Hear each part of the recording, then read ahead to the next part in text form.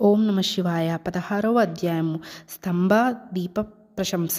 వశిష్ఠుడు చెబుతున్నాడు: ఓ రాజా, కార్తీక మాసము దామోదరునకు అత్యంత ప్రీతికరమైన మాసం.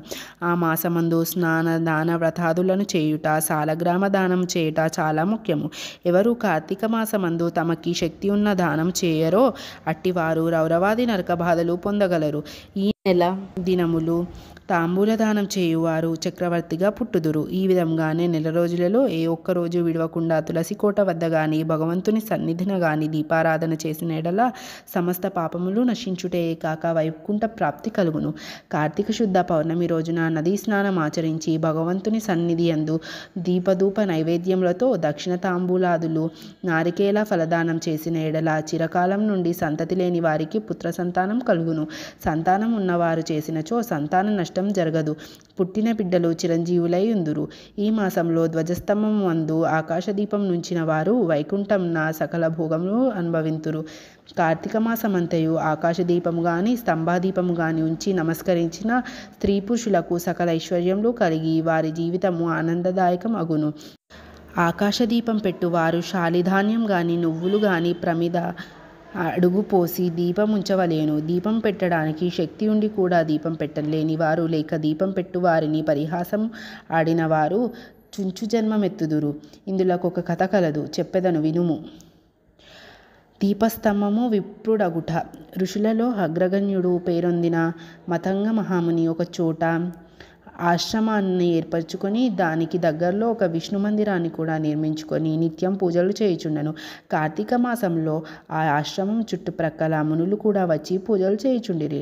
వారిలో ప్రతిదినం ఆలయ ద్వారాలపై దీపములు వెలిగించి కడు భక్తితో శ్రీహరిని పూజించి వెళ్ళుచుండెడి వారు.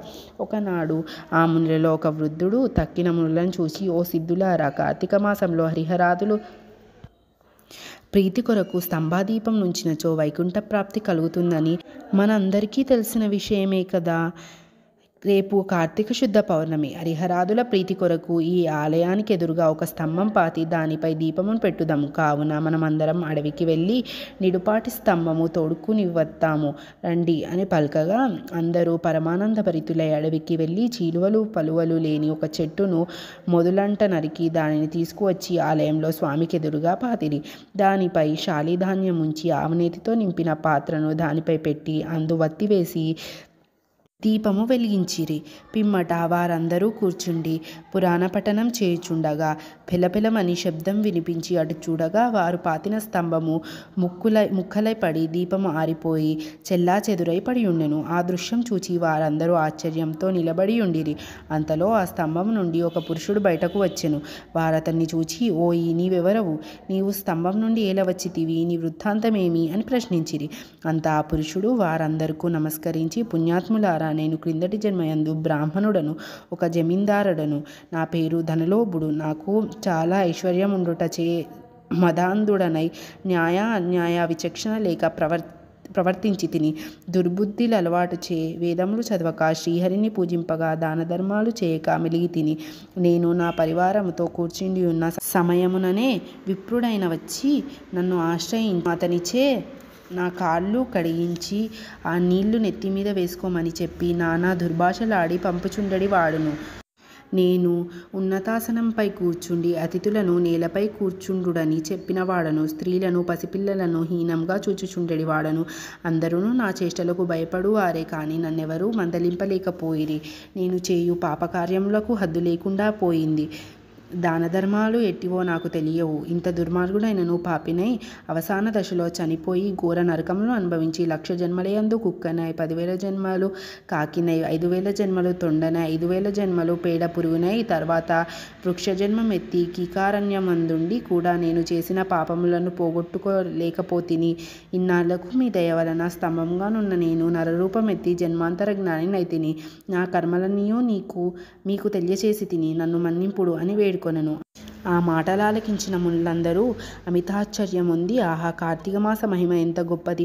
అదియూ కాక కార్తీక శుద్ధ పౌర్ణమి మహిమ వర్ణింపశక్యం కాదు. కర్రలు, రాళ్ళు, స్తంభాలు కూడా మన కండ్ల ఎదుట ముక్తి నొందుచున్నవి.